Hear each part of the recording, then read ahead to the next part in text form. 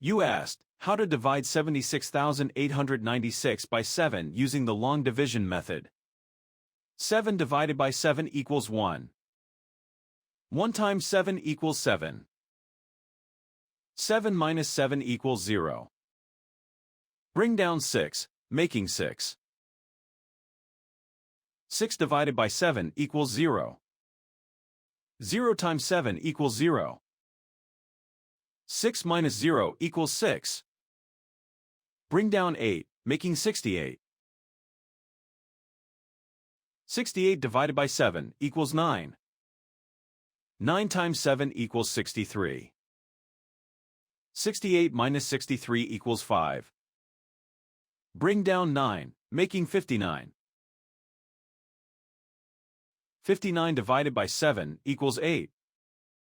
8 times 7 equals 56. 59 minus 56 equals 3. Bring down 6, making 36. 36 divided by 7 equals 5. 5 times 7 equals 35. 36 minus 35 equals 1. The remainder is 1. The final result is 10,985 remainder 1.